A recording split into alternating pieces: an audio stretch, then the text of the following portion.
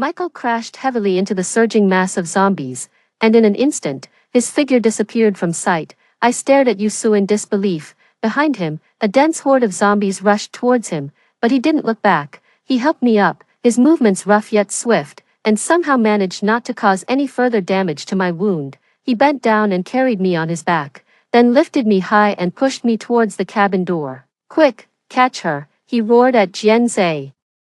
And I even suspected that he might spit out blood foam the next second. "Yusu," I desperately wanted to stop him, but my voice was barely audible. I was completely exhausted, able only to lean weakly against his back.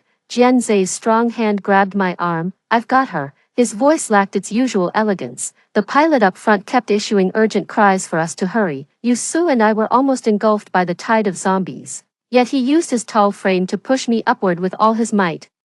Ignoring the bites and gnaws on his body, his warm body heat seeped through his clothes and into mine. Jianzhe and Su Ran pulled together, finally dragging half of my body into the plane. My foot rested on Yusu's back. He held my foot with both hands. I looked down. Half of his body was already submerged in the zombie horde, covered in blood, but he still looked up at me. As the sky grew lighter, his eyes were filled with only my figure. Finally, I was pulled onto the plane by Jianzhe.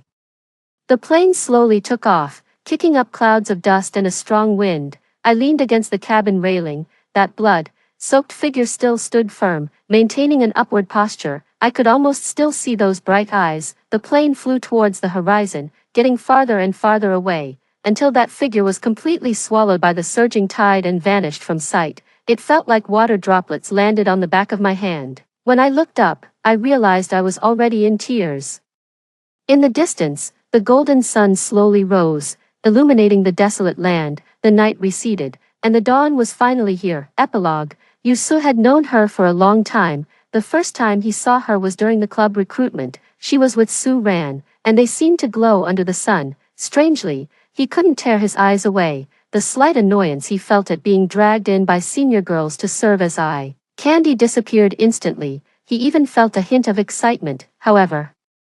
To his disappointment, she casually took the flyer handed by the senior and didn't give it a second look. It seemed she wasn't very interested in their club. Yusu watched as she stopped in front of the calligraphy club where Jianzhe was. He saw her chatting animatedly with Jianzhe, as if there was no one else in her eyes. That initial disappointment quickly turned into a pang of discomfort. It was like a gentle sting from a bee, leaving a mark in his heart.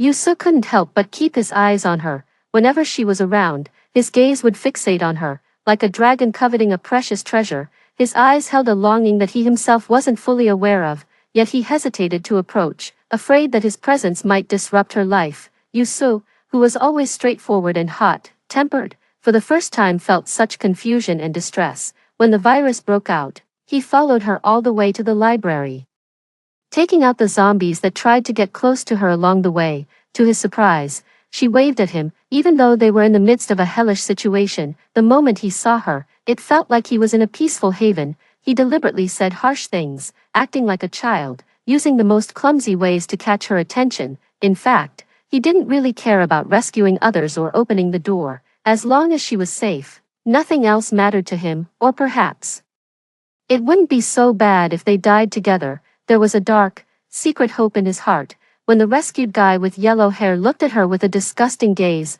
anger welled up in Yusu. No, it wasn't the right time yet. He struggled to suppress his anger. When they were about to leave, she called out loudly for him to hurry and close the windows. Yusu responded while opening the window a crack and throwing his phone out. Then he turned and left without hesitation. On the way, he saw her running in the opposite direction alone to draw the zombies' attention. He instinctively wanted to chase after her, but someone was faster. Damn it, Yusu thought expressionlessly. This guy was as annoying as ever, no matter the situation. To ensure she could reach the supermarket safely, Yusu volunteered to go out and lure the zombies away. He secretly hoped that she would return safely while that pretty boy Jianzhe would die out there. He felt a glimmer of anticipation. When he came back and saw the supermarket door surrounded by zombies, Yusu was indeed stunned. But then, she stood upstairs and waved at him, shouting at him anxiously. In that moment, he couldn't make out what she was saying. His body moved before his mind, and he was already running towards her. As he climbed up the rope, he felt something brush against his foot. After getting into the supermarket, He secretly checked and found a bite mark. Although it was shallow, it was clearly a bite mark. With blood slowly seeping out, Yusuk calmly wiped it away with a tissue and then acted as if nothing had happened. Perhaps dying together with her was really a good choice, he thought again, but when the time came, he would definitely be the first to bite Jianzhe, ruin that face that attracted so much attention. He felt his body gradually changing, but he still didn't say a word. He heard that she decided to go to the bell tower for rescue because of Su Ran. If I were the one injured, would you take such a risk for me? He wondered blankly, feeling a mix of grievance and reluctance. When she parted ways with the others at the bell tower, Yusu, who had been keeping a close eye on her, immediately chased after her. This time, he was finally faster than that pretty boy. He heard what she said in the broadcasting room. The dawn will eventually come. In that moment, he suddenly understood her unwavering perseverance. He did his best to hold her feet from below, pushing her towards the plane. Only 3 people can get on. Oh, so only 3 people could board. He thought indifferently, it definitely wouldn't be him anyway. He might as well pull Jianzhe down. He looked up and saw that Jianzhe was at the far end, making it difficult to act. TSK, what a pity. Suddenly, she fell heavily to the ground, and blood started to seep from her calf. In an instant, it felt like his brain had been slammed with a heavy hammer. He roughly grabbed Michael.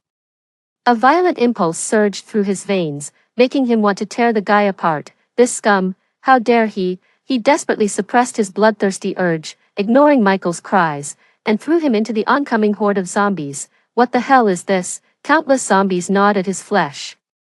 He could barely feel his lower body anymore. Not until more than half of her body was finally on the plane did he lift her foot up again. A zombie bit into his neck, tearing off a large piece of flesh, but he didn't care. How strange, he thought. He had never been someone who cared about others' lives. Initially, he wanted to board the plane with her, spend the remaining time together, and then hold her as they fell from the plane. Yet the moment he saw her fall, his instinct was to get her onto the plane, and to tear apart the person who pulled her down. So, I want her to live, he realized. The plane took off, and her figure gradually disappeared on the horizon. Yusu still maintained that posture, looking up until the morning sun shone into his eyes. With a hint of regret, he closed his eyes and fell into eternal sleep in the darkness. So, I wanted you to live. Your survival is my reason to keep going. Michael made some simple sandwiches that didn't have a strong smell, and we had dinner with warm water. Leo fell asleep soon after. As night fell, Samuel's calls came one after another. Knowing the laziness and greed of Samuel's family, I picked up the phone quickly. I was eager to find out how they would survive the apocalypse this time since I hadn't stockpiled supplies. Savannah, where the hell did you take the child? Quickly restore my mother's and the others' bank cards. They're trapped on the island and can't get back. If you're still alive, come back quickly. Go to the supermarket and grab more rice. I like the long, grained fragrant rice from northeast China. I won't eat anything else. Even at this time, he was still making demands of me. I smiled, pretending to be panicked, and said, "Honey, I'm trapped in the mall restroom. Come and save me quickly." As soon as Samuel realized I was of no use, he hung up the phone immediately. I knew it would be like this. Michael looked at me with pity. I waved my hand, indicating that I had been through it once and it didn't matter anymore. After a quick wash, Michael and I divided the rooms. He gave the sunny master bedroom of the villa to me and Leo and lived in the next room. Perhaps because I was fully prepared this time. Looking at Leo's sleeping face, I fell asleep quickly. In the middle of the night, I dreamt that I was hugging Leo again in that dark and lightless basement. Day after day, without a drop of water, my body functions were gradually failing. I even encouraged Leo to bite my flesh to survive, but Leo just shook his head weakly and slowly died in my arms. The roars of the vampires outside the basement made me feel suffocated, but all I could do was close my eyes while holding Leo. When it was dawn, I saw Michael lying in front of my bed, looking at me with worry. "I heard you calling for help." I lowered my head and said, "I'm fine. The last life was in the past, and I should have a new life." On the second day of the apocalypse, for breakfast, we simply cooked some rice porridge and pickled vegetables. To avoid trouble, I even turned on the exhaust fan at full speed when frying eggs to prevent the smell from spreading. Since there was still water and electricity, as a precaution, I filled all the containers in Michael's house that could hold water and replaced and used them on time every day. I also planted vegetable seeds such as eggplants, green vegetables, bean sprouts, tomatoes, green onions, and garlic in the yard and took good care of them every day, waiting for them to sprout. Just as I was turning over the flower soil, there were crashing sounds from outside the courtyard wall. Through the gaps in the iron sheet, I saw those green-faced zombies lurking in the shadows, peeking at me. 8. Zombies were afraid of light, so during the day, they would hide in shaded places and attack humans. Taoist priests also knew the weakness of these zombies. After pasting talismans on them, they would use mirrors to continuously reflect sunlight onto the zombies, eliminating as many as possible. I quickly moved a mirror from the house and reflected the sunlight towards those zombies. The zombies shrieked and dodged, and soon smoke rose from their bodies. However, due to the obstruction of the iron sheet, the effect wasn't very obvious. I reinforced the iron sheet with iron wire. While testing its firmness, there were footsteps outside the southern courtyard wall. Someone was coming, and they were right outside the wall. I crouched and moved towards the blind spot. I saw that when those people didn't find what they wanted, they left quickly. It was still too dangerous. The apocalypse tested human nature the most. There were always some bold and reckless people who did things they wouldn't dare to do in normal times and then framed the zombies. They would kill people and throw the bodies into the zombie horde, knock people unconscious and throw them downstairs to pretend it was a suicide, and when there was no food, they would start eating people. I had experienced all this in my last life. This time, they didn't find the supplies, but it might be different when those seeds sprouted. I quickly went back to the villa and discussed with Michael about cutting down some furniture to block the gaps in the courtyard wall and ensure that people outside couldn't see inside. Michael also dragged out a lot of pulsed electronic fences from the garage. Seeing my teasing expression, Michael explained, "What, as a single and good-natured man, shouldn't I be on guard?" Michael and I worked together to reinforce the courtyard wall. Now, the entire villa was as secure as a fortress. Neither the mindless zombies nor the people with ulterior motives could get close. Relieved, I cooked a meal of multigrain rice and stewed the carrot and beef that Leo liked. The three of us had 2 peaceful meals. As evening fell, the day was coming to an end. 9. After I put Leo to sleep, there were crashing sounds outside the courtyard wall again. Michael looked over from the second floor with a serious expression. "It's Patrick and his secretary Ruby. They've both become zombies. Their faces were green, their eyes were yellow, brown, and their once beautiful faces were full of wrinkles. These were the signs of their bodies hardening and losing fat after becoming zombies. I had warned them before, but no one would believe it until the apocalypse came. We retreated from the second-floor window to the room. It was hard to accept seeing the living people around us being assimilated into zombies in a short time, and we couldn't fall asleep. I believed Michael felt the same way. On the second day of the apocalypse, when we looked from the second floor at dawn, the entire neighborhood was filled with dense zombies, and those 2 people had already blended into the zombie horde and disappeared. I got in touch with my parents by phone. They said that quarantine points had been set up in Yangzhou, the government distributed supplies, and local Taoist temples dispersed the people in batches. A Taoist priest was stationed at each quarantine point.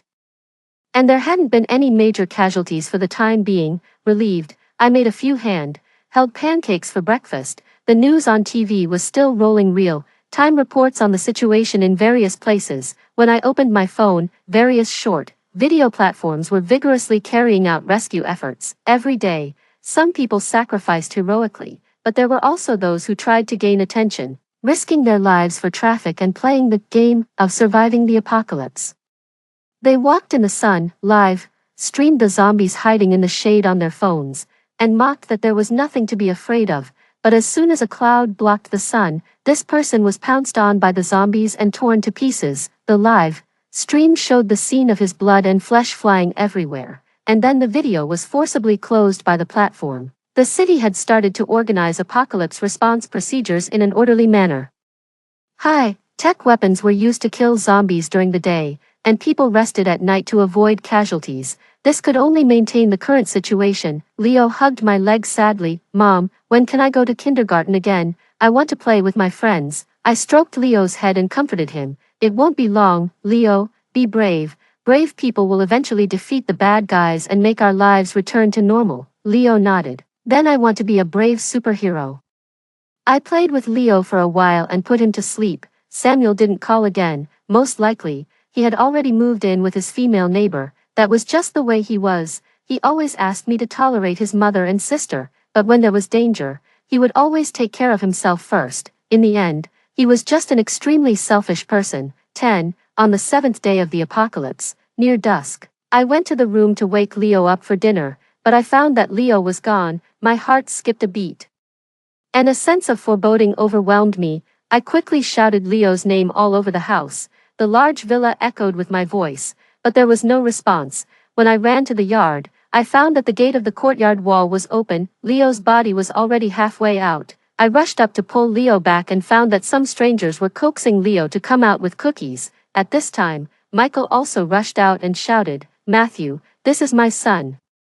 That Matthew was so thin that he was almost a skeleton. He looked up at Michael and smiled eerily. "So this is your kid? How come you got married and had a child without making a sound? I didn't even see you share any wedding candies." Look at his chubby face. "You've been living well recently." Michael smiled honestly. "My wife and child don't like going out much. I'm sorry for that. We've been rationing water recently. After this wave of zombies passes, I'll definitely come to your place with wedding candies to apologize." Matthew just kept smiling and didn't say a word, standing still at the gate. The old woman behind him was impatient. She grabbed Leo's hand and screamed, trying to drag him away. "At a time like this, who cares whose kid it is? We're almost starving to death. If we take him away, we can have meat to eat for a long time." I trembled as I held on to Leo. Dread to think what would have happened to Leo if I hadn't discovered it in time. The sun set, and the last ray of light disappeared. A large number of zombies appeared on the street again. Sensing the smell of humans, they quickly surrounded us. Michael picked up a baseball bat from the corner and swung it at Matthew and the others, but he was directly dragged out of the gate by the two old people. "We can survive longer with you." In the apocalypse, when people knew they were at the end, they could always unleash unimaginable strength. Michael quickly closed the courtyard gate and shouted, "Ivy, take care of yourself and the child. Don't come out." My mind was in a turmoil, and my limbs went weak as I wanted to open the door, but Leo was still by my side. Coming back to my senses, I dropped my hands. Even after living this life again, fate still played such a cruel joke on me. There were sounds of the baseball bat hitting outside the door. I nervously peeked through the cat eye. Even though the two old people were strong, they couldn't defeat a young man in his 20s or 30s. They were quickly defeated, bitten on the neck by the zombies, and assimilated into zombies. The other zombies also surrounded Michael. As Michael waved the baseball bat, he climbed up the gate. Although the zombies could jump, they were mindless and could only gather at Michael's feet, following the smell of humans. I quickly went back into the house, took out a ladder, turned off the pulsed electronic fence, and threw it down. Then I turned it on again to drive the zombies away. Then I opened a small gap and shouted at Michael, "Come in quickly." But Michael held the door tightly and said calmly, "Ivy, go back inside. Don't worry about me." Michael looked down, and blood was dripping continuously from the hand holding the baseball bat. With a mix of nervousness and unwillingness, I broke down. After living this life again, I even harmed him. I cried and leaned against the door. "Michael, I'm the one who got you into this." "Ivy, don't cry. You look better when you smile." "Later. Take the pulsed electric fence up and tie it properly. Don't open the door again. Just wait for news from the government." My bank cards are all in the hidden compartment of the study, the place where we used to hide things when we played games as kids. The password has always been your birthday and hasn't changed. When this is over, go to my lawyer. 1. Jimming, since I was 20, the beneficiary of my will has been you. Please take care of my company and my parents. It turned out that my Michael had never changed. I leaned weakly against the courtyard gate, and Leo started crying beside me, but my Michael stood there with a baseball bat, protecting us until the last moment. Time seemed to stand still. The zombies wanted to approach, drawn by the smell of humans, but were held back by the electric fence. At this moment, I really wished I could live this life all over again. 10 minutes later, Michael was still holding the baseball bat up high. I suddenly felt something was wrong. When Matthew and his wife were bitten just now, they immediately turned into zombies and blended into the zombie horde. But what about Michael? I peeked through the cat eye at his wound again. It was still bright red. Looking at Matthew, the area around his neck was already dark green. Michael must have been scratched during the fight with Matthew. I quickly opened the courtyard gate and dragged Michael in. "It's okay, Michael. The news said that after being bitten, the wound turns green. Your wound is clearly from being scratched during the fight with Matthew. Besides, you haven't turned into a zombie, and your blood is still red. Michael didn't say anything, but he nodded trustingly. I dragged Michael back to the living room of the villa, took out the first aid kit and bandages, and carefully bandaged his wound. Tears fell from my eyes onto the ground. Don't be afraid, Ivy. I've been very happy these past few days. In the past 6 years, I never dared to imagine that we would have such a life together. I choked up and said, "You're so silly, you've given me everything. What about your future wife and children? Aren't you afraid that I'll treat your parents badly? If you hadn't come to me, I wouldn't have a wife. We grew up together, and our parents know each other well. How could you treat my parents badly?" I hugged Michael tightly, never wanting to let go. 11. For dinner, I added a nourishing soup, and the three of us had a good meal. Worried that Leo was frightened during the day, I gave him a hot bath and put him to bed. Michael went to the garage early, made a makeshift bed, and surrounded it with the remaining cut wood, saying that if he turned into a zombie, he would set it on fire. If nothing happened, he would go back to the next door room to sleep the next day. I smiled and nodded, and the villa returned to silence. On the 8th day of the apocalypse, fortunately, everything was fine. I simply cooked some green beans, corn, and multigrain rice. Since the supplies of vegetables and other dietary fiber were decreasing, we had to rely on supplements to help with digestion. To survive the apocalypse in the long run, I picked up the garden trowel and walked towards the yard again. According to the situation, the first batch of seeds wouldn't sprout for at least 7 days. Michael followed me, helping me tend to the land in the yard. He even pulled out some precious flowers and plants to make more space for fruits and vegetables. Ivy, I've dreamt of this scene countless times. With you here, my insomnia is gone. I don't want to be passive anymore, Ivy. Let's be together, okay? I shook my head. Although Samuel is at fault, I don't want to make the same mistake. I can't live with myself if I do. I looked up at Michael. Trust me, once this zombie incident is over, everything will work out. Michael opened his mouth, but in the end, he lowered his head like a wounded puppy and didn't say anything. I patted him on the back. Come on, let's go back and take inventory of the supplies to see how long we can last. The storage room and the walk-in freezer were already filled by me, learning from the lessons of my last life.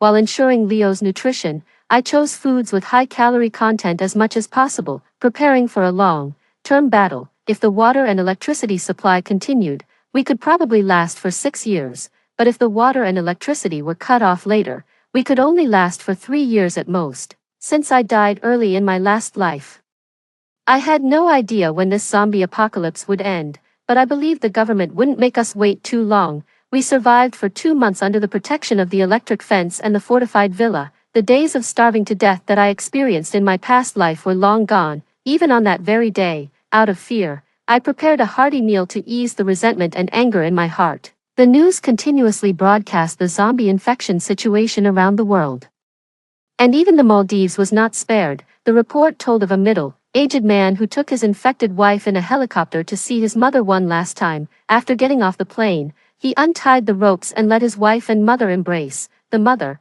having no defense against her son and thinking he was there to save her, was immediately bitten on the neck and turned into a zombie. Then, the infection spread repeatedly, and the Maldives had fallen, and the culprit left early in the helicopter. Looking at the man's photo constantly flashing on the news, as expected, this was something Samuel would do. The infected wife was the neighbor with whom he had been flirting. In my previous life, Samuel had bought huge insurance policies for his mother, his younger sister, and me, and he had also obtained a helicopter pilot's license, saying it was for emergency use. It turned out that this was what he meant by emergency use. His younger sister had never worked. She had been living off her parents since graduating from high school and then leeching off me after I married Samuel. Now that her mother, who had always covered for her, was in trouble, she probably didn't stand a chance either. As for that female neighbor, it was obvious that she, equally selfish, had tried to drive Samuel out when she realized there weren't enough supplies to go around. Samuel had struck first, pushing her towards the zombies, ruthless as he was. He had also wanted to defraud the insurance company, thus coming up with this scheme. With cameras everywhere in the Maldives, he was as stupid as a pig. Well, this time, the only person left for me to take revenge on was Samuel. 13. 3 more months passed in a daze. The villa began to have no water and electricity, and we started using the energy supplies I had bought. Boiling water with an alcohol lamp was slower, but fortunately, there was enough for dinner. I managed to make some multi-grain pancakes and we ate them with mineral water. Judging by how Leo and Michael wolfed them down, they must have tasted good. Large groups of people started mopping up the streets with weapons. Normally, bullets were useless against zombies, but the bullets fired this time were accompanied by thunder, like sounds. The zombies hit by the bullets quickly melted into a pool of zombie oil. It seemed that Taoist masters had been invited to help, as the power went out. TV and internet signals also disappeared one after another. The government installed solar-powered speakers on each street. The country has developed a viable biochemical weapon. Please survivors, keep your doors and windows closed and stay away from glass. We will conduct a large-scale cleanup of zombies. Men aged 16 to 40 can sign up to participate in the zombie cleanup. Participants will enjoy double rations, and rewards will be given according to their contributions in the battle. Michael immediately signed up. On that day, from the second floor, I saw nearly 100 emaciated men in the square. They were skin and bones, but their eyes were filled with determination. Although the apocalyptic crisis had not yet been fully resolved, seeing these heroes who stood up for their families and the country, I knew that the dawn was just around the corner. On the first day when Michael went to get his weapon, Leo tugged at the corner of his shirt. "Uncle, you must come back alive." The innocent words made Michael laugh. "Don't worry, I'll do my best so that you'll call me something else." On the 180th day of the zombie crisis, there were hardly any zombies left, and the government was still working hard to search for and eliminate the remaining ones. Michael had become a weapons expert. It was said that the Taoist master who had come out of seclusion had a connection with him in a past life and thought highly of him. Water, electricity, and the internet had been restored. On sunny days, small-scale outdoor activities were allowed, but people had to wear the smart helmets issued by the government. It was said that these helmets could mask the smell of humans. For Leo's safety, I still chose to stay in the villa. "You actually didn't die, you bitch, you lied to me. I'm going to kill you." The gaunt-looking Samuel was full of malice, holding a dagger and looking as if he wanted to pounce on me and stab me. "Whether I die or not won't stop you from cheating and killing your mother, you heartless bastard. Sign the divorce agreement right now." "Leo is staying with me." "I won't sign." "Don't think I don't know about your old lover. Did you disappear all this time to go to your lover? You're spouting nonsense. Do you think everyone is as promiscuous as you?" Before Samuel could say anything else, the police interrupted. "Personal disputes should be put on hold. Disrupting public order during a crisis is a serious crime. Please come with us." Looking at the face that had caused Leo and me to die a miserable death in my previous life, I suppressed the urge to stab him and let the police take him away. With charges such as disrupting public order during a crisis, insurance fraud, and premeditated murder, the law would punish him better than I could. In the end, due to the severity of his crimes and multiple convictions, Samuel was sentenced to death and executed immediately. I looked up and saw a bouncing figure on the second floor of the mall. Looking at the blue sky outside the courthouse, I finally let out the pent-up anger from my previous life. 14. As time passed, the zombie crisis was gradually forgotten like a dream, and everyone started a new life. Michael opened a new company and made a game based on the zombie apocalypse. With its surreal scenes and his well-known expert image, it became very popular. "Look, Ivy, I can leave you more money in my will now," Michael said, his eyes full of tenderness. "You really have a way with things. Then when will you agree to be with me again?"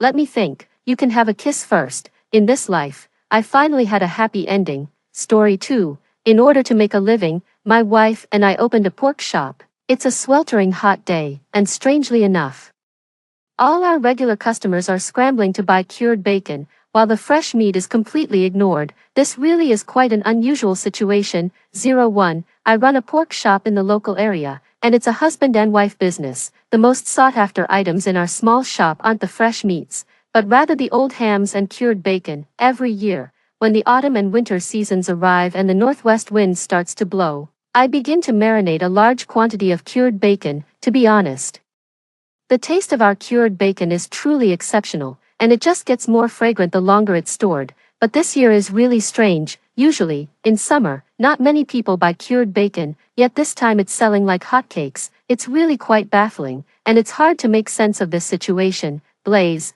this regular customer of ours, actually wanted to buy up all the cured bacon in my stock, but I told him that there wasn't much left in stock. he insisted, asking me to make some for him even in summer, and he wanted a rather large quantity. Of course, I refused. Cured bacon made in summer just doesn't have the right taste, it's not as good, and we can't do anything to ruin our reputation. I thought that would be the end of it, but who would have thought that Blaze came back the next day? He immediately demanded 500 gin of cured bacon. I told him that it couldn't be made in this season because the taste would be too poor.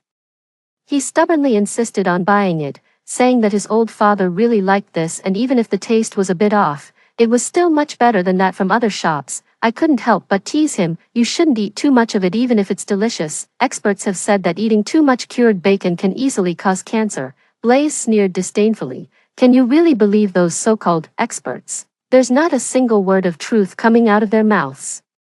I smiled and turned down the air conditioning a few more degrees. You're right, this summer is so hot and humid, and those experts still say it's normal. They're just talking nonsense. Blaze nodded. The weather this year is indeed abnormal. We have to be more careful ourselves. How long will it take to make the cured bacon? About 14 days. Okay, that'll work. Also, prepare 200 gin of lard for me, Blaze. What on earth are you going to do with all this?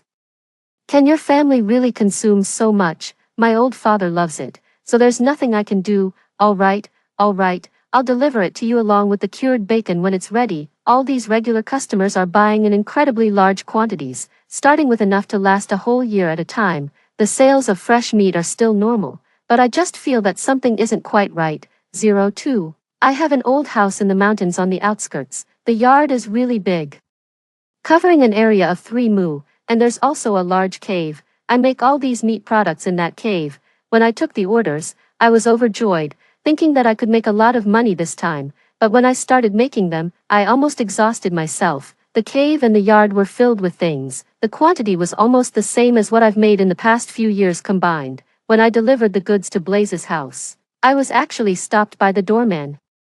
Blaze lives in that villa area with more than 90 single-family villas. The people living there are all prominent figures in our area. Normally, someone like me, a familiar face, could enter freely, but today the doorman, Beckett, just wouldn't let me in. He insisted that the owner had to come out and pick up the goods in person. I got a bit angry and shouted at Beckett, Beckett, you've grown a temper in just a few days, haven't you? You're even stopping me. Beckett said seriously, Griffin.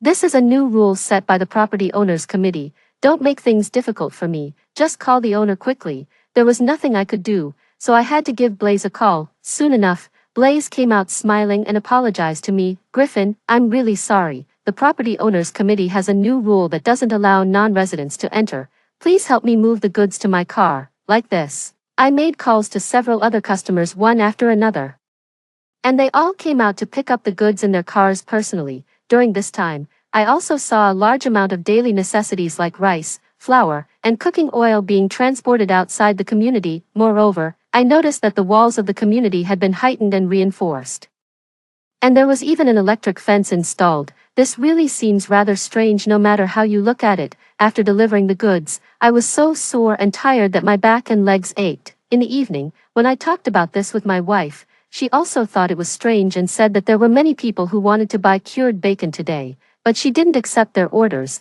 It's really exhausting. Later, I mentioned that our cured bacon and lard won't go bad even if they're stored for several years, especially that old cured bacon. The longer it's stored, the more flavorful it becomes. Could it be that something really is going to happen? My wife comforted me not to think too much. We've been so tired these days, so we should go to bed early. As long as my child and I are by her side, she's not afraid even if the sky were to fall. She then said, Honey, we've earned a lot these days. Let's replace the doors and windows of our building. It always lets in the wind in winter, and the child always complains about being cold. Since it's hot now, let's replace them with new ones and seal them properly. Sure, my wife, I'll go and take a look tomorrow morning. Let's not make cured bacon for a few days. It's tiring and hot, and the taste of the bacon made now won't be as good. We can't ruin our reputation. 03. The next day, I went to the building materials market, and it felt a bit deserted. I found Luca, who is in the decoration business. Speaking of Luca, he's from the same village as me, and we get along really well. His family is from a big household, which is quite different from our small family. There are more than 100 households in the village, and I've always been quite low-key. As soon as I entered his shop, I directly threw a pack of Jean Yulon cigarettes on the table. Luca picked up the cigarettes, smiled, and said, "You're always so polite.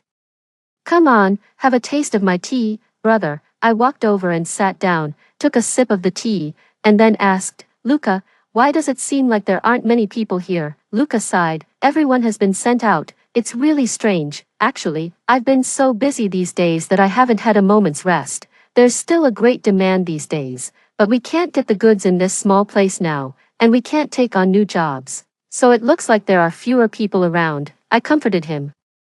"It's good to be busy, after all. There's money to be made. We work hard just to have a cozy life with our wives, children, and a warm bed, right?"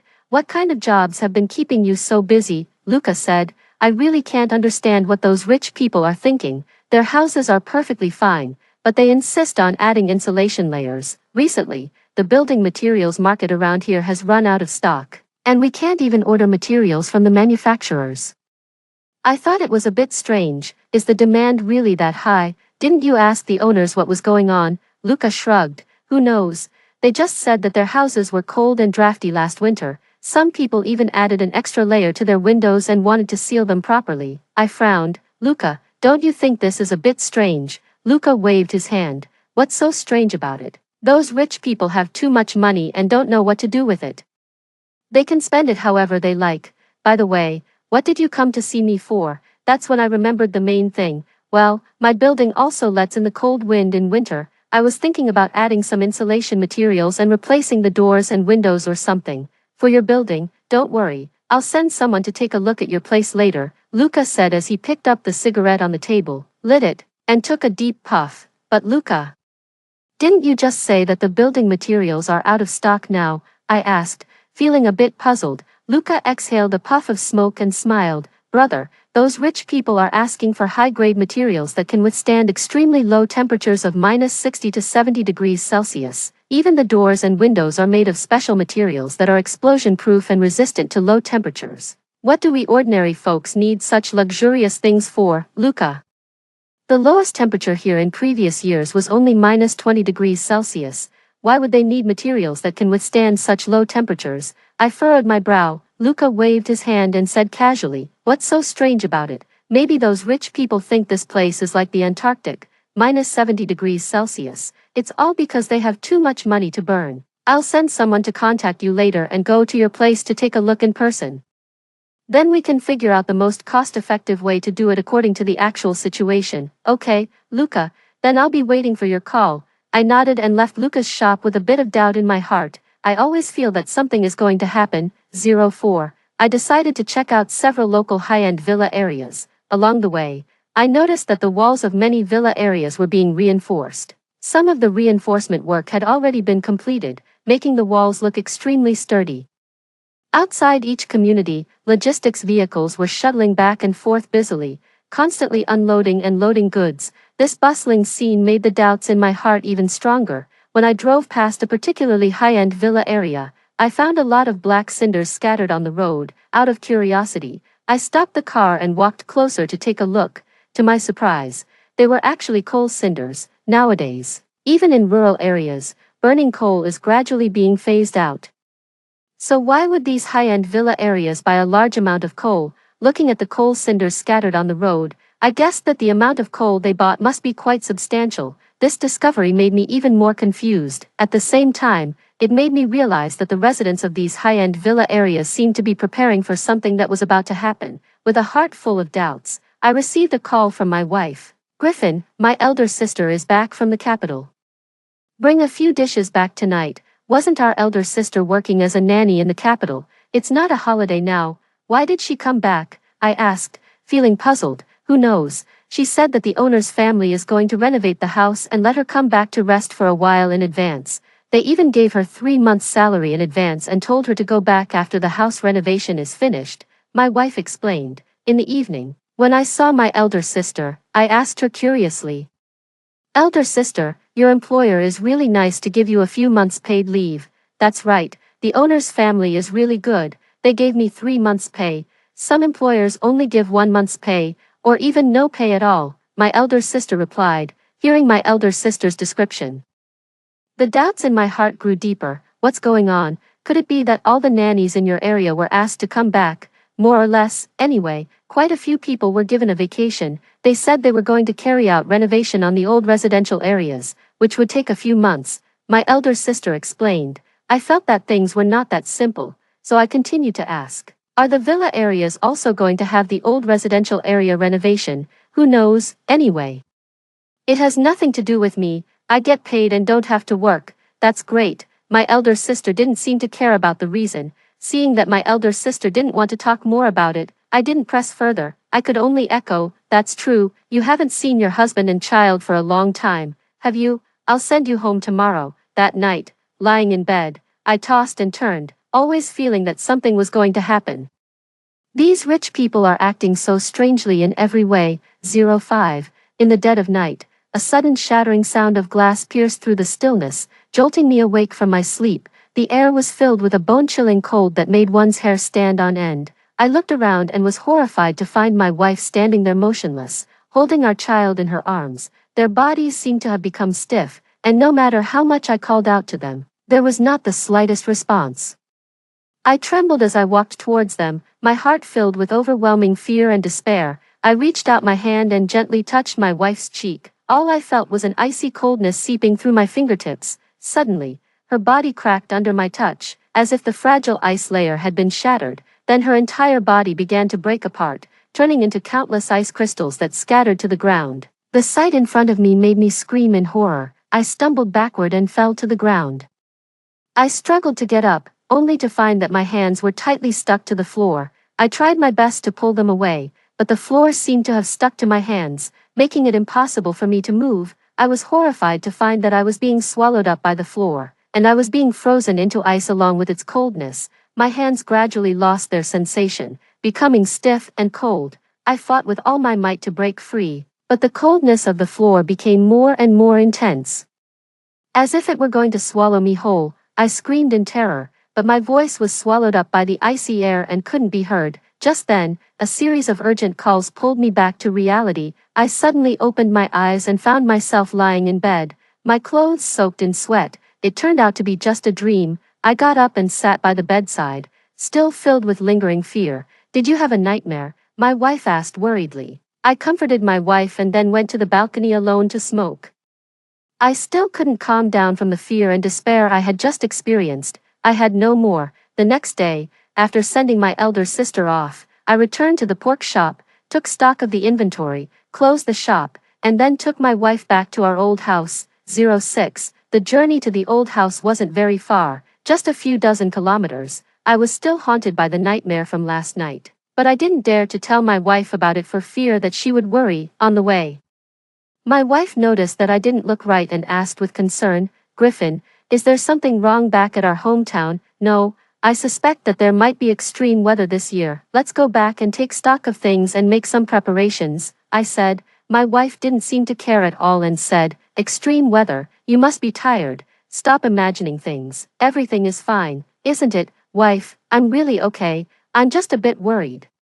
Why did all those regular customers come to buy so much old cured bacon and lard this year? My wife couldn't help but laugh. Griffin, stop imagining things. Our cured bacon is delicious, and the lard is fragrant too. They probably want to stock up more. You know, these days, there aren't many delicious things to be found. I frowned, still feeling uneasy, and said, Wife, don't you think it's strange that these regular customers suddenly bought so much cured bacon and lard all at once?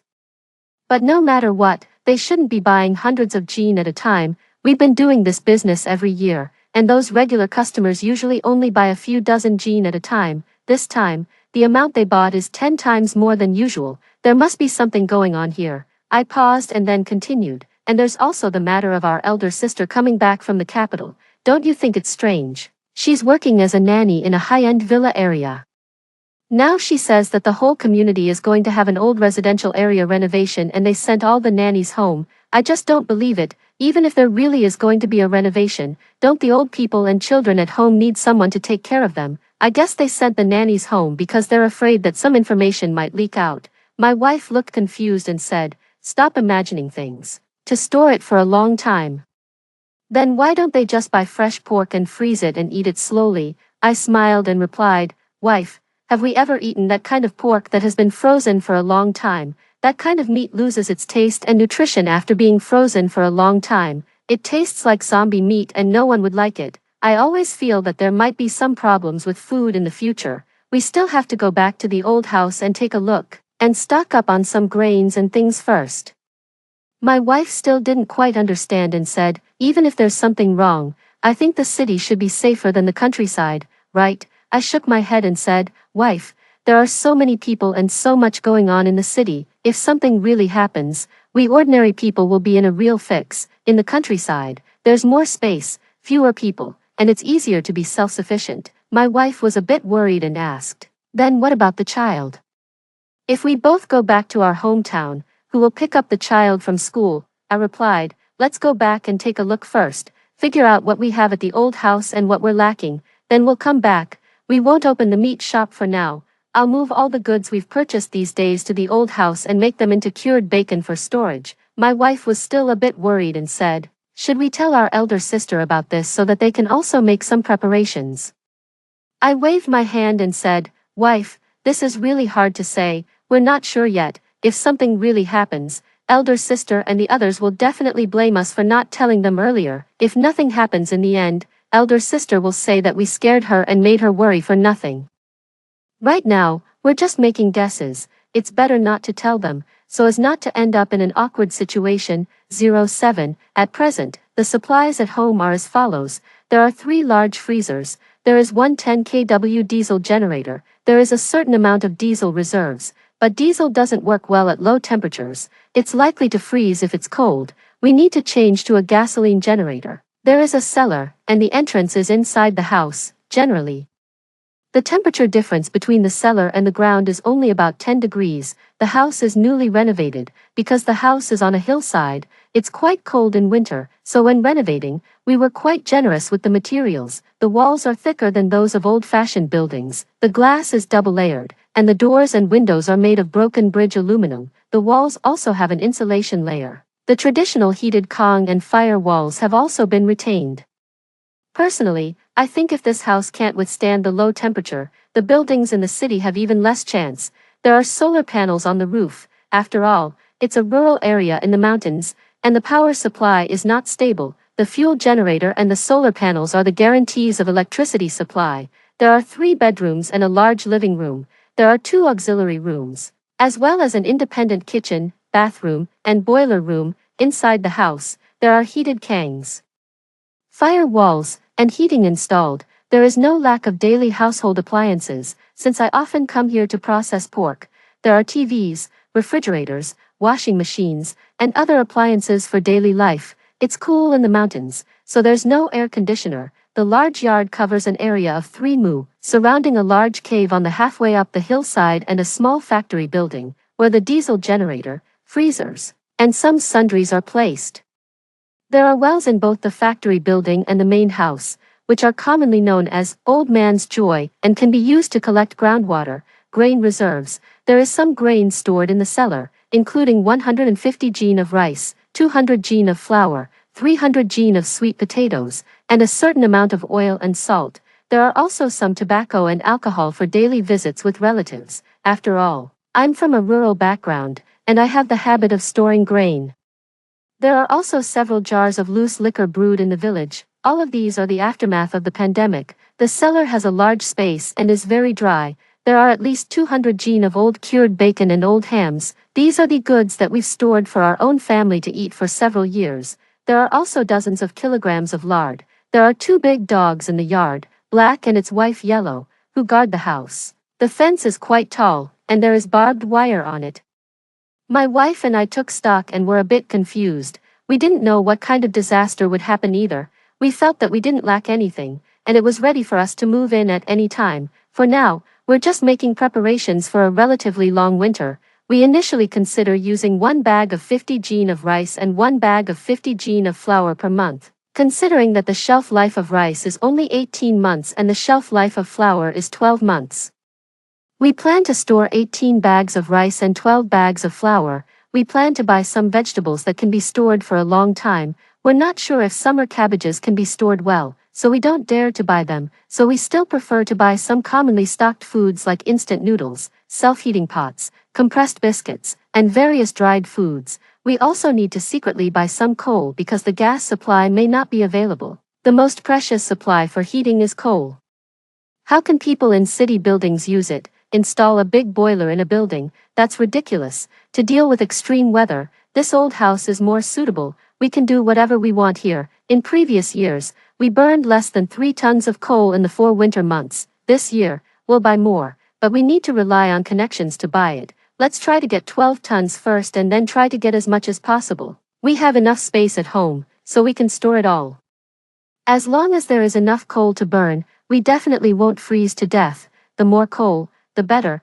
We also need to store some gasoline and diesel, but if we buy them personally, we can't buy a large amount. We'll just buy as much as we can. We also need to store some engine oil and spare parts for the fuel engines. The engine oil needs to be changed every 200 hours, so we need to prepare more engine oil. After considering these supplies, we're still a bit confused. After all, we're just making preparations based on guesses. Disastrous weather can be extremely cold, extremely hot, floods, earthquakes. Currently, it's extremely hot, but I'm more inclined to think that extreme cold weather will occur in the future. It's unknown when it will appear and how long it will last. Also, I suddenly thought of something. As the saying goes, an ordinary man is innocent, but possessing wealth can be his downfall. If a big disaster occurs and I'm the only one who has stocked up so many things, and I'm a small family in this village, then those big families in the village will surely try to take everything from me like hungry wolves. At noon, we had a big meal at the old house. My wife and I checked everything at home. The bedding and other things were all in good condition, and we had a delicious meal. After the meal, I asked my wife to drive back to the city to buy medicine. I specifically told her to buy a lot of commonly used medicine, so as not to end up in a situation like during the pandemic when we couldn't buy it even if we wanted to. As for me, I was thinking about how to get the villagers involved in the preparations together, so as not to become someone else's target. I think after the pandemic, the villagers should have stored some grain at home. There should be no problem with food in the short term. And there is also a deep well in the village for drinking water. I'm just worried that if it's extremely cold, without making preparations in advance, there will be big problems with heating. Throughout history, in which natural disaster wasn't human disaster even more terrifying, stocking up things secretly definitely won't work. We still need to get a group of people to do it together in order to save our own lives. Only when those big families have everything they need will our small families be able to keep our things. During times of great disaster, what we should be most wary of is people's hearts. People's hearts are often like this. They envy you when you have something and look down on you when you don't. It's okay if social order doesn't collapse, but once social order collapses, these feelings will be magnified infinitely. 08. We can't just approach them directly. We need to ask Lennox to step in for this matter. Speaking of Lennox, this name isn't given casually. Lennox's original name is Quinn. He's over 80 years old, but he's still in good health. He had a long friendship with my grandfather. This old man has been on the battlefield and has seen a lot of the world. He has a straightforward personality and a very high prestige in the village. I've always had a good relationship with him. Whenever I have something to ask him, he will always give me advice. He used to be the village head for a few years. And there's nothing in the village that he doesn't know. I'm going to find Lennox and discuss this with him to see what he thinks. If Lennox thinks there's something wrong with this, with his word, the villagers will definitely think twice. As a veteran, he always speaks directly and doesn't beat around the bush. I carried 2 bottles of strong liquor and went straight to Lennox's house. The old man knew exactly what was going on and knew that I must have something to talk about. He's always been straightforward, so he directly told me to speak my mind and not beat around the bush in front of him. So, I told Lennox everything I had seen and heard in the city's villa areas, the situation in my shop, and the matter of my elder sister who works as a nanny, all in detail. After listening, Lennox frowned and pondered for a moment. Then he said, "This matter seems to be quite serious. You were right to come to me. You can't be the one to deal with this. You go back first.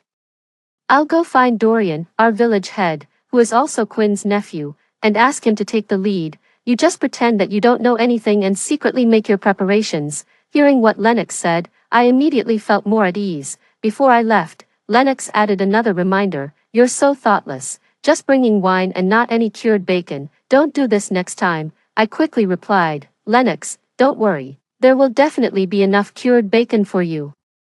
I don't know how things were arranged on their side, but Lennox is really decisive and has great prestige. After dinner in the evening, I was wondering how things would develop when the village head Dorian called. Griffin, gather at the village committee at 8 o'clock tomorrow morning. No excuses. Those who are nearby have to come back. We won't talk about those who are far away for now. Uncle, I'm right in the village. Is there something wrong? The village head said sternly. Don't ask what you shouldn't, just be there on time. After hanging up the phone, I secretly gave Lennox a thumbs up in my heart. He's really reliable. The next morning, I arrived at the village committee on time and found that the village head and Lennox were already there. Several of us who do business in the nearby city were also called back. The village head slammed the door shut and then started scolding, "You little rascals. You only know how to make money outside. You haven't come back to visit the old people at home for so long. Have you forgotten your roots? Do you still want to stay in this village?" Dorian stared at Luca and said, "I heard that you haven't come back to see your father for more than 2 months. What big money are you making that you don't even care about your father?" Luca quickly defended himself. "Uncle, it's not that I don't want to come back. This year's business is really strange. Some people want explosion-proof doors and windows, and some want super strong insulation. All of them are based on the standard of minus 70 degrees Celsius. My shop's technology couldn't keep up. I was training my workers while working. I was really busy all the time." When Luca said this, everyone started chatting and arguing noisily. Elijah, who is in the logistics business, also chimed in. "This year is really strange. Those rich people are buying things by the truckload. I even suspect that their houses are about to be filled up." Zeke, who is in the clothing and hat wholesale business, also complained. "In the middle of summer, there are very few people buying summer clothes. Everyone is ordering cold-proof clothes. Isn't this crazy? It's the off-season for cold-proof clothes, but this year it's like the peak season." I couldn't help but interrupt. "I also think it's strange. The most popular things bought in my shop are old cured bacon and other foods that can be stored for a long time." Soren, who runs a chain of pharmacies, also scratched his head and said, "There have been a lot more people coming to the pharmacy to buy medicine recently. It's really strange." Knox, the foreman, also continued, "The work in the villa areas is also very strange. They all require the walls to be heightened and reinforced, and an electric fence to be installed. And the construction period is very urgent, as if they're in a hurry for something." Everyone was talking one after another, all expressing the same meaning: preparing for cold weather, stocking up on food and medicine, and preventing riots. The village head then made phone calls to other villagers who were doing business in big cities. The result was the same. There was a strange atmosphere everywhere, and it was all about preparing for cold weather, stocking up, and preventing riots. The room suddenly fell silent. Everyone could feel that something big was about to happen, but they just didn't know exactly what it was. Finally, the village head broke the silence and looked at Lennox, saying, "Uncle, you have the most prestige. What do you think we should do about this?" 09. Lennox said decisively, "I have a hunch that something big is going to happen. Preparing cold-proof clothes and buying insulation supplies indicate that it will be very cold in winter. Preventing riots implies that there may be social unrest. We don't know exactly what will happen, but it's always better to make preparations. Those who can come back to the village should be called back. We won't force those who don't want to come back. Those families with poor conditions can move to live in the village committee. The village committee will also store grain and reinforce the houses, adding heated kangs and firewalls for cold protection. What do you all think?" Everyone nodded in agreement and had no objections. Disasters themselves are not the most terrifying thing. What's really terrifying is the unrest that follows social chaos. Therefore, we must unite and face it together. The truth is simple, but not everyone has the courage and charisma like Lennox. I added, "Lennox, the drastic change in the weather may not wait until winter. According to our analysis just now, it may happen within the next month or two. We also need to consider the construction period and set a time limit." Luca responded, "Currently, all the projects are required to be completed within a month. If we can't finish on time, the owners are even willing to increase the payment on their own initiative. So, it should be about a month from now." Hearing this news, the room fell silent again. Then, Lennox broke the silence. "Then we'll make preparations based on a 1-month time limit. Those who can come back should try their best to come back.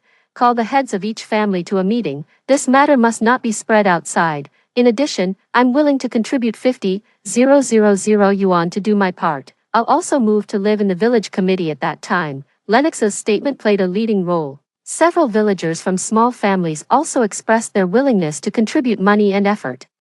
30,000 yuan, 50,000 yuan, 100,000 yuan. I also contributed 100,000 yuan. After all, it was me who encouraged Lennox to step forward, not for anything else, but out of admiration for Lennox's sense of responsibility. The most generous one was Soren, who runs the pharmacy. He excitedly expressed that he was willing to contribute 500,000 yuan and would immediately arrange to send the inventory from the pharmacy back to the village. He really went all out. Lennox is saving everyone's lives, although nothing has happened yet and Soren is still safe. Once something happens, as the richest person in the village, he will become an easy target. If everyone makes preparations in advance and has hope of survival, then Soren will be safe in the village. We just need to be on guard against people from other villages. At the same time, I also guess that Soren might know more than we do. After all, he's in the pharmaceutical business and has more connections. Maybe he just doesn't dare to say it, so everyone started to act separately. Zeke began to arrange to send the cold-proof clothes from the shop back to the village. Elijah used a large truck to transport the supplies. I also promised to make a large amount of cured bacon for the villagers. Luca started to transfer the construction team back to the village to first renovate the house of the village committee, reinforce the insulation facilities, and then build heated kangs, fire walls, and even earth kong floor heating. I felt that everyone had already noticed something was wrong, but no one dared to point it out and no one dared to talk about it. They were all secretly making preparations. Now, with Lennox as the backbone, they dared to take action openly. Then, in the name of the village committee, we began to sort out the reserve list. How many people were there in the village? How much grain, fuel, power generation, and water storage were needed, and so on. Although we asked everyone not to spread the news, how could it not be spread? The village is a place where there are a lot of people and a lot of gossip. Soon, the news spread. Some people laughed at our village, and some people came to our village to try to get some information and learn from us. In short, there were all kinds of people. Our village was relatively united. After all, there was a prestigious person like Lennox. He was from a big family in the village. And the people from small families didn't dare to cause trouble. The people from big families, who were all Lennox's juniors, also didn't dare to cause trouble. Occasionally, there were a few people who were lazy and tried to cheat, but these were small matters and couldn't cause much of a commotion. For small families, they could just focus on preparing for the natural disaster. At least they didn't have to worry too much about being bullied after the natural disaster. The villagers had stocked up enough food, so there was no need to fight over it. The most surprising and admirable person was still Lennox. Lennox secretly arranged for a few people to get a lot of gunpowder. Lennox also secretly gave me a homemade shotgun. This old man really has connections. He was preparing for the possibility that someone might cause trouble in the future. But, is the disaster really just extremely cold weather? What if the extremely cold weather doesn't come? Lennox will have to bear the anger of the villagers. 10. I chose to stay and live in the old house. I had my own plans. My old house had an excellent location and a high terrain. It was located in the deepest part of the village and backed onto a mountain. If there really was any unrest, I would have more time to deal with it. In the house in the city, I also placed some drinking water and food and other daily necessities. Not much, just as a thought for my old neighbors. I couldn't say this directly. But if my neighbors were short of supplies, they would definitely break into my old house. I hope it can help some people. There are some things that can be done, but not said. People's hearts are unpredictable. For the renovation of my old house, in addition to sealing and insulating the house itself, I also added a heated earth kong, floor heating, and reinforced the cellar. The cellar was the last resort. After all, the cellar was 4 to 5 meters deep, even in the worst case. It was thicker than the walls of the house, right? I also prepared a pedal generator, medicine, and so on. I also piled a large part of the coal and firewood indoors. My wife also specially prepared a lot of nutrient soil. I have to admire the wisdom of women. It will bring great joy to our life in the future. There was no change outside the village. Except for rumors of the construction of underground fortifications in various places, social order was still relatively stable. I have to give credit to the country for this, because the weather was getting hotter and hotter. There were more and more rumors in the village. Some people began to speak ill of Lennox behind his back. Lennox didn't care at all. he still demanded that the house of the village committee be further reinforced and the insulation and warmth retention be strengthened. Lennox took the lead and moved in first. 11. At night, the quiet village was surrounded by the deep darkness. With only a few stars twinkling in the sky, I walked outside, intending to get some fresh air, but the scene in front of me left me instantly stunned. The sky seemed to be gently waved by colorful ribbons. Green, purple, and red light bands were jumping and intertwining in the air, like a carnival dance in heaven. I had never seen such a beautiful and mysterious scene before. It felt a bit like the aurora I had seen on TV, and I couldn't help but be mesmerized. Just then, strings of sparks burst out from the high-voltage power line tower in the distance, like ignited fireworks, extremely dazzling in the night sky. The lights in the village went out one by one, and the surroundings were plunged into darkness, leaving only the colorful light bands in the sky still dancing. I tried to take out my phone to check what was going on, but found that the phone screen was black and wouldn't respond no matter how I pressed it. Suddenly, a hissing and crackling noise came from the village radio, like the interference caused by unstable current, which made people feel annoyed. All kinds of strange phenomena began to occur in the village one after another. Cars suddenly sounded their alarms, and the headlights flickered on and off, as if echoing the light bands in the sky. The TV screen at home inexplicably turned on and flashed with snowflakes. My heart was filled with doubts and fear. I didn't know what the connection was between this beautiful dance in the sky and these strange phenomena, but I could feel that this peaceful night had been completely changed. With the failure of various electronic devices, the villagers began to panic. They all came out of their houses to check what was happening. When they looked up at the sky, they were all deeply attracted by the magnificent scene. For a moment, the village was in a state of panic, and everyone was guessing what was going on. The power supply was cut off, the communication was interrupted, and the generator was burned out. The village became an information island. The expected extremely cold weather did not come as scheduled. Instead, a wave of heat accompanied by sudden and strange phenomena arrived. The villagers' lives fell into chaos. It was extremely hot and unbearable, and the anger in the villagers' hearts was even more difficult to contain. They angrily gathered in front of the village committee, venting their dissatisfaction towards Lennox. "Lennox, look at what's going on. All our electrical appliances are destroyed, and you have to be responsible," roared Jagger, a burly man. His face was red with anger, and his eyes were wide open as he stared at Lennox. The others were also enraged. They waved their arms and kept cursing. In their opinion, Lennox should be fully responsible for this disaster. Their selfishness and ignorance were fully exposed at this moment. They only cared about their own losses. In the face of the villagers' accusations and abuse, Lennox remained calm. He took a deep breath and prepared to explain. However, the villagers didn't want to listen to his explanation. They just wanted to find someone to vent their anger on, someone to take the blame.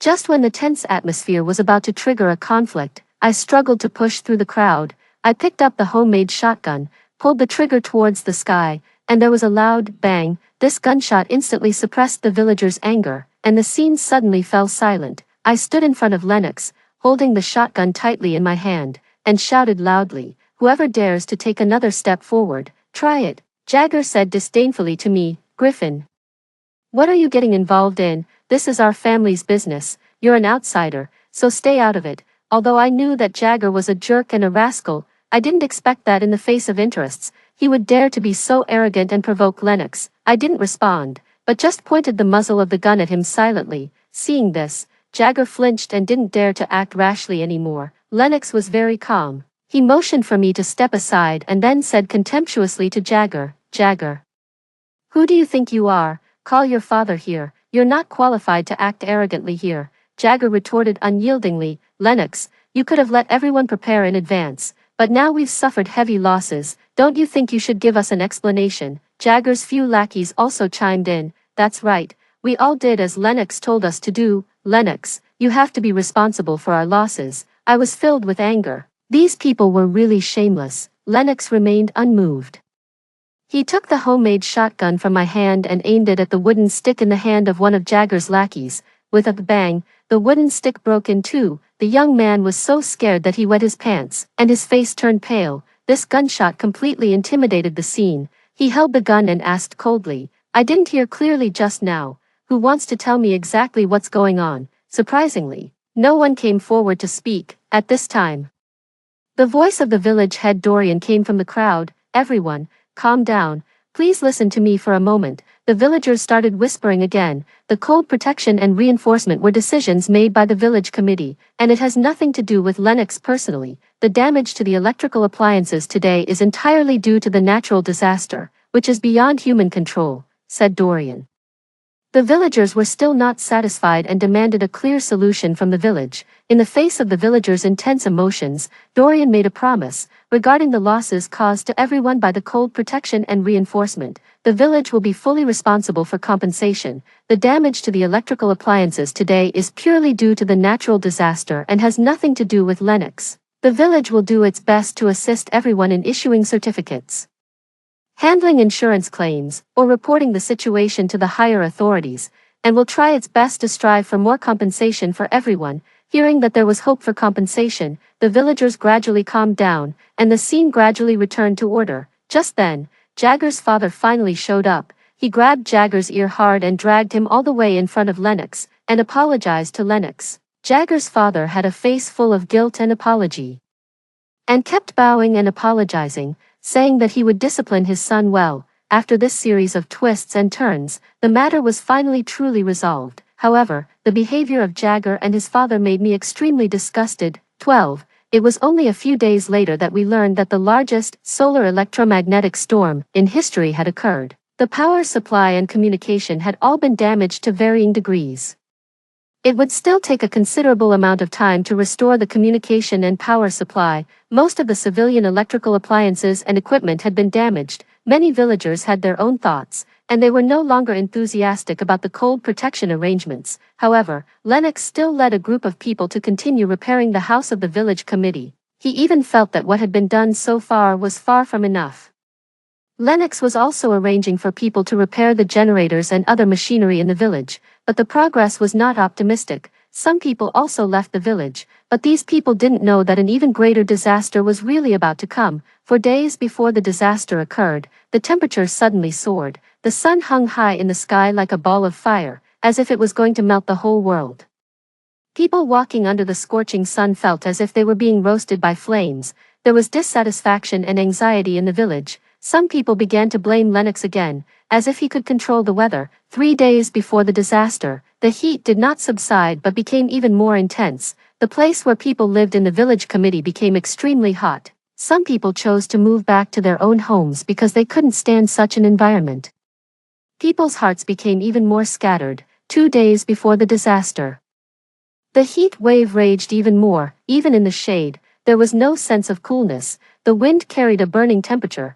To make matters worse, some villagers found that the wells in their homes had dried up. Lennox took the lead in stockpiling water decisively, but his action attracted the criticism of some villagers. They complained and doubted Lennox's motives to his face. I went to the village committee again and asked Lennox to come to my place. Lennox refused. Lennox insisted on staying in the village committee. When I got home, I also started to stockpile as much water as possible. Fortunately, both of my old man's joy wells could still draw water. One day before the disaster, the sun was still scorching hot, but there was a strange silence all around. The chirping of birds and the sounds of insects in the mountains and forests had all disappeared, leaving only a deathly stillness. This oppressive atmosphere made more people choose to leave.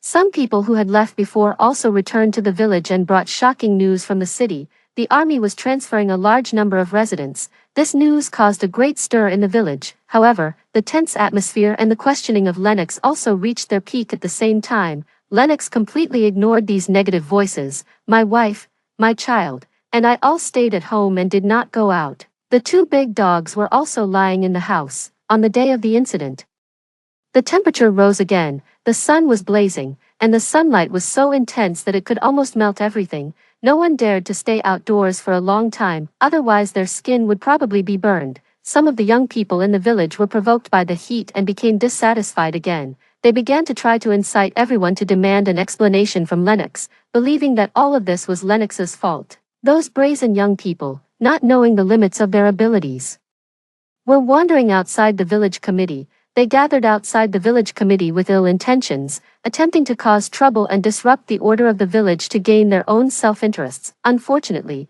they simply couldn't withstand the invasion of the intense heat. unable to endure the high temperature. They were defeated one by one after a short while and slunk away like stray dogs. At noon, the mountains and forests became even quieter. As if the whole world had held its breath, at this moment, there was not even a trace of wind or a sound. This kind of stillness made people feel an indescribable fear. It was terrifyingly quiet. Suddenly, an intermittent sound came from the radio. Zizla, these days by the solar electromagnetic storm, a lot of communication equipment destroyed, is still being gradually repaired. Zizla, communication may still be interrupted at any time. Please do not go out at home. Is expected to appear extreme cold weather. Zizla, please stay indoors, do not go out to pay attention to prevent extreme cold weather. The radio repeated this several times, and then the signal seemed to be interrupted again. The sound of Zizizi returned. The villagers laughed. In such a hot day, which fool was pretending to say that there would be extremely cold weather? Many villagers didn't believe it, and some even went to the mountains to enjoy the cool. I checked all the things again to ensure that I could light the stove at any time. I checked all the cold-proof clothes again. It was so hot that I broke out in a sweat while checking these. 13. At 3 o'clock in the afternoon, I was awakened by the continuous barking of Black and Yellow. The child was scared and started crying, and my wife was comforting the child. There was fear in Black's eyes as it stared outside and barked wildly. I suddenly felt a chill and shivered all over. There was a cracking sound outside. There was also the sound of the glass in the room breaking. Damn it, the ground in the yard is freezing, I shouted. The ground was visibly freezing rapidly and moving towards the house. I shouted to my wife, you and the child go to the cellar quickly. I quickly started to light the fire on my side. The gasoline for the stove was already prepared, and the fire was lit immediately. It even burned a large patch of my hair. I called Black over. I quickly closed the door of the house. The fire was lit, but the speed at which the ground was freezing didn't stop. Ice also appeared on the roof and slowly pressed down towards me. There was fear in Black's barking. Black's wife had already been dragged to the cellar by my wife. I didn't have time to think too much. Although the fire in the stove was lit, it still needed time to warm up. I just lit a fire directly in the room. I couldn't care too much. First, I had to avoid being frozen to death. There was firewood prepared in advance in the room. I carried a bundle and placed it in the middle of the room, poured gasoline on it, and then lit it. The flames shot up instantly. Although it was dangerous, I felt that the speed at which the ice on the wall was spreading downwards had decreased, but the ice was still slowly spreading downwards. Then I heard a clear click. The thermometer on the wall cracked. The lowest temperature that thermometer could measure was minus 30 degrees Celsius.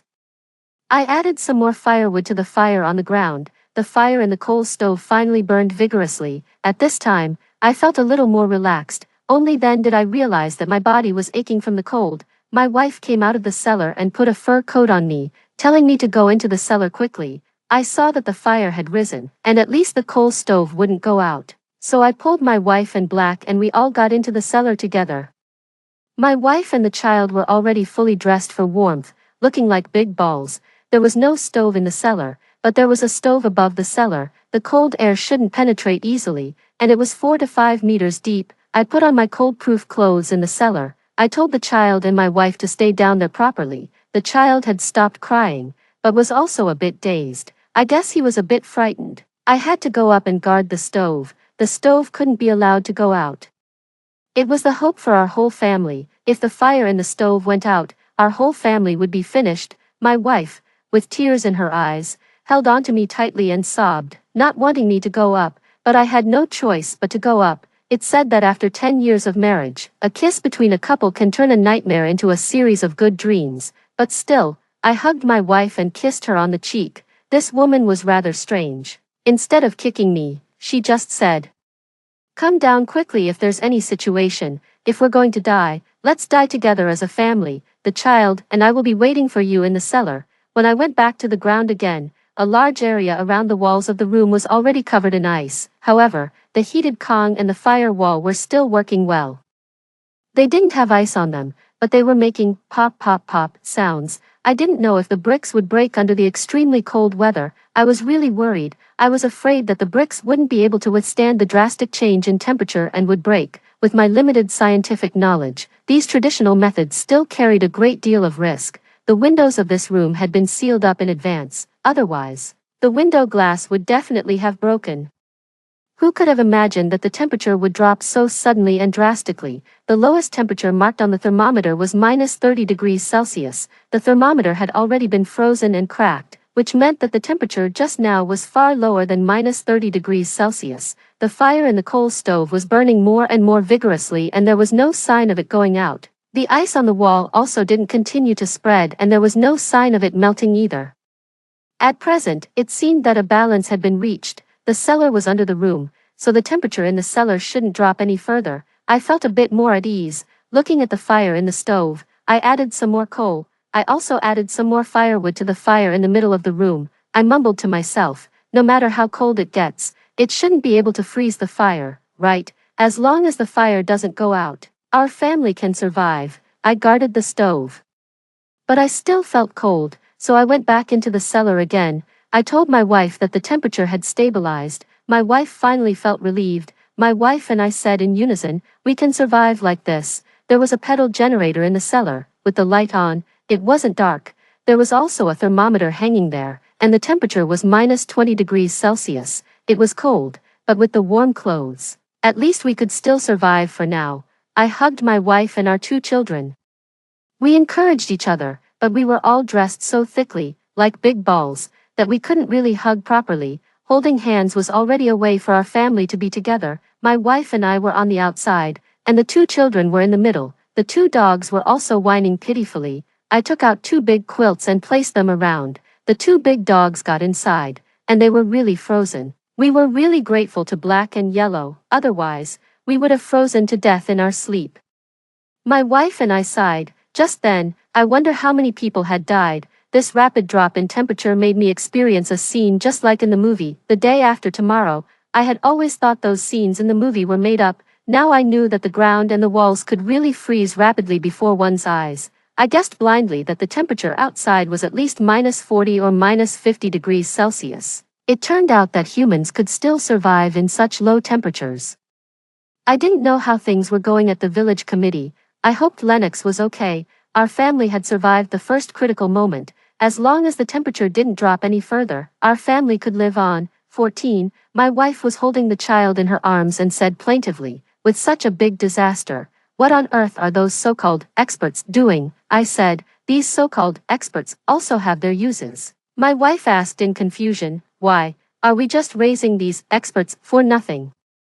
I explained, "If the experts publicly said that the end of the world was coming, do you know what the consequences would be?" My wife said casually, "What consequences? We would make preparations in advance and actively try to save ourselves." I said seriously, "You're wrong. Then we might not even live to see the disaster happen. We could be killed by the people around us." My wife didn't understand. "Why?" I asked rhetorically. "Has Lennox been wronged? Has he had to bear the pressure?" How many people have thanked Lennox? Today, there were still people who wanted to cause trouble for Lennox. This is just in one village. How many people are there in a city? If people knew in advance that the end of the world was coming, society would be in chaos. My wife wiped her tears gently with her trembling hand. Her voice was low and trembly. "A lot of people will definitely die this time." I hugged my wife and children tightly and said, "At least our whole family is still alive."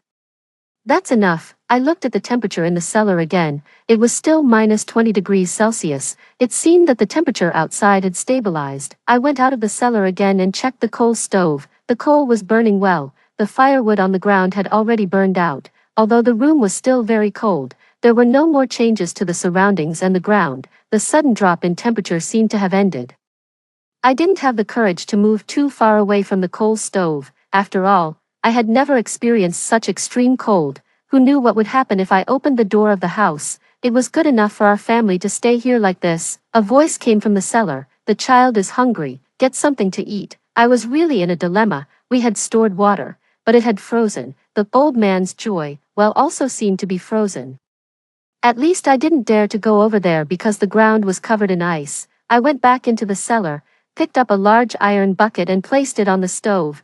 The water in the iron bucket had all frozen. I just put it on the stove and started to heat it, but I wasn't in a hurry. After all, there were still several buckets of water. I could heat it slowly. After a rather long time, the ice in the bucket melted. Then I found an iron kettle and started to boil water, although it was a bit slow. The water could still be boiled. I once thought that water couldn't be boiled at such a low temperature. Haha, I was being ignorant. Thinking optimistically, I had learned something new. Water could be boiled even in extremely cold environments. I couldn't help but smile foolishly at the boiling water. Perhaps this was the feeling of surviving a disaster. Then I made self-heating rice and hot water for my wife, children, and Black and its wife. After eating and drinking, we could feel warmer.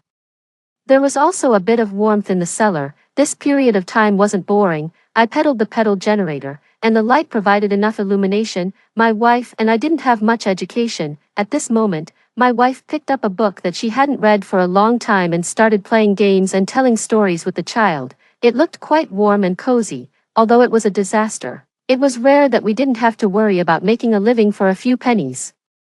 It was a kind of peaceful time in the midst of the apocalypse. I would also fiddle with the radio from time to time. There was still only the sound. This meant that the situation outside was still rather bad. At least the communication hadn't been restored yet. But I firmly believed that the country would come to rescue us, so I would adjust the radio many times a day to search for channels. Time passed neither quickly nor slowly. The two children gradually got used to the current environment and would occasionally take the initiative to come out of the cellar. The two children were in front of the coal stove, roasting sweet potatoes and warming their hands, enjoying this simple warmth. Children were always carefree. The tense emotions of these few days also began to relax. At night, I slept very soundly. 15. A voice came from the radio. ZZ, XX City, XX Road has built a number of locations. ZZ, Rescue Center, in some parts of the electric power and communication are gradually recovering. Believe tenacious of life. Pray for the miracle of life. Please hold on. ZZ, we never give up. Rescue team. ZZ, full rescue operation has been carried out. Try to leave a message in the obvious place for the rescue team to search and rescue. My wife and I listened to this repeated recording over and over again. We hugged each other and cried.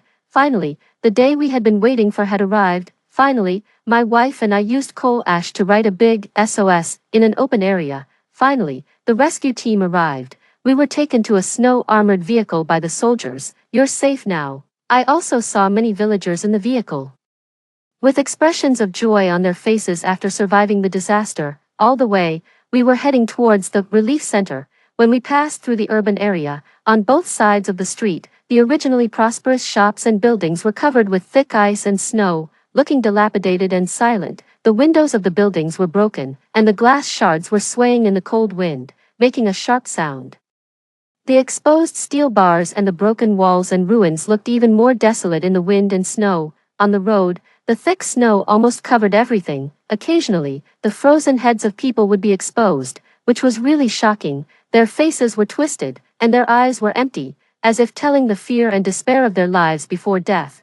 Their bodies were buried deep in the snow, leaving only a deathly silence. In some rooms, people who had been instantly frozen could also be seen. They maintained the postures they had at the moment of death. Some were curled up in the corner, some were lying on the ground, and some were still sitting on the sofa. There was fear and helplessness in their eyes, which made people unable to bear to look directly. My wife tightly covered the child's eyes. There were tears in her eyes, but she held them back. She was afraid that this cruel reality would scare the child. She nestled in my arms, and her body trembled involuntarily, as if looking for a little bit of security. I hugged her tightly, wanting to pass on my strength and courage to her, letting her know that no matter when, I would be by her side to protect her and the child. Don't be afraid, don't be afraid, I whispered in her ear. Our whole family is still alive. We were settled in the underground relief center. As soon as we entered, the lights were bright, and a warm atmosphere rushed towards us. It made me temporarily forget the extreme cold and horror outside. Our tense nerves relaxed a little bit, just as we were feeling relieved. Suddenly, a sharp cry came from a distance, breaking the short-lived tranquility. Then, the originally stable lights began to flicker, going on and off. People began to panic and looked around, not knowing what to do. The sounds of footsteps, shouts, and collisions intertwined, forming a terrifying symphony of fear. I looked towards the distance in confusion and saw a group of people with strange appearances slowly approaching us. Their bodies were twisted, as if they were not in control of themselves, and their faces showed ferocious expressions. The people nearby began to run, trying to escape the pursuit of these monsters. However, some people couldn't avoid them and were suddenly knocked down by these monsters. Then, the spine-chilling sounds of biting and the desperate screams echoed all around. I realized in horror that these monsters were actually zombies. I looked around, searching for a way to escape, but there were only chaotic crowds and the roars of zombies all around. Just when I was in a state of panic, I suddenly found that my wife's eyes had turned blood red. Her body also began to twitch violently and uncontrollably. She suddenly pounced on me and bit my neck. I let out a terrified scream and tried to push her away, but I couldn't break free at all. The pain spread throughout my body. I watched helplessly as she turned into a zombie. Her eyes were like a stagnant pool of water, without any vitality, and became dull and empty. I struggled, trying to find a glimmer of hope for survival, but the surroundings had become a paradise for zombies, and the screams of humans could be heard one after another. In despair, the voice from the broadcast in the relief center came, "Zazila, please don't come to XX City, XX Rescue Center. Please stay away from here, Zazila, found here, be sure to stay away from this, I suddenly woke up from my dream, covered in cold sweat, and my heart was still beating rapidly. All around was silent, with only the cold wind howling outside. I gasped for breath, trying to calm down the fear in my heart. It turned out to be another nightmare. My wife and child were still sleeping soundly beside me. We were still in the old house, taking shelter from the extreme cold. The fear and pain in that dream were too real, as if I had just experienced a life-and-death disaster. 16. I couldn't fall asleep anymore. I stood up and carved the vertical lines that I recorded every day on the ground. At this moment, there were already dozens of these dense vertical lines on the ground. On this day, I found that the ice on the walls of the room began to melt, and the ice layer on the ground had also disappeared without a trace. The thick clothes felt a bit hot, strangely enough. It was still very cold in the cellar. I don't know why. Does anyone know? Please give me some scientific explanation. Then, my wife, child, and the two dogs, black and yellow, moved back to live on the ground. After such a long time, I finally summoned up the courage to open the door for the first time. The world outside was covered in white snow. I fiddled with the radio again. There was still only the sound. We weren't in a hurry. The biggest crisis was the low temperature. And we had survived it for now. We didn't have to worry about food and drink. It was quite good to just stay like this. The children were carefree. The children and Black and its wife were chasing and playing around in the house. However, the children were prohibited from going outside. We didn't know what the temperature was outside. The 52-degree baijiu, Chinese liquor, that I threw outside these days had frozen. The 60-degree baijiu hadn't frozen yet. Although the temperature was very low, we didn't have to worry about being robbed. At this temperature, an ordinary person couldn't stay outside for long. If someone wanted to come out and rob, they probably wouldn't even reach the place before they froze into ice. Even if there hadn't been the damage caused by the previous solar electromagnetic storm, ordinary civilian things like solar panels, fuel generators, and cars couldn't withstand such extreme cold. Minus 30 degrees Celsius was already the limit for these civilian electrical appliances and equipment, not to mention the current extreme cold that could freeze 52-degree baijiu. I had previously thought about clearing the snow in front of the door with a shovel, but when I just tapped the ground lightly with the shovel broke. My wife and I didn't plan to go out of the house either. We just tidied up the other closed rooms to expand our living space. The coal and firewood had also filled a whole room, which was enough to keep us warm for a long time. My wife developed a new skill, growing vegetables. Only then did I realize that the nutrient soil my wife had prepared earlier came in handy. Although it was cold outside, the room was already very warm at present. My wife started growing vegetables on the heated Kong, and I studied making frozen pears and frozen apples. I can responsibly tell everyone that frozen pears are much more delicious than frozen apples. Everyone should give it a try if they have the chance. We didn't have to worry about food, and there was enough water. Even if the water wasn't enough, there was snow outside. The outside world was like the end of the world, but here I felt a kind of peaceful time in the apocalypse. We didn't have to worry about personal safety either, with this terrible weather outside. If there were really bad guys who could manage to come here, would actually admire their courage. Moreover, I still had the homemade shotgun that Lennox had prepared for me in my hand. In my spare time, I would fiddle with the radio and try to get in touch with the outside world. There was no movement in the village at the foot of the mountain either. I wasn't curious. I understood the principle that curiosity killed the cat. However, I could see wisps of smoke rising from the village in the distance. Fire is the seed of human civilization. The presence of smoke meant that the people in the village were all still alive, and we weren't alone. It was still better to stay at home, just wait quietly like this. Just as I was slowly enjoying this peaceful time and trying to forget that terrifying nightmare with its overly real fear and pain, a voice came from the radio. Zizi.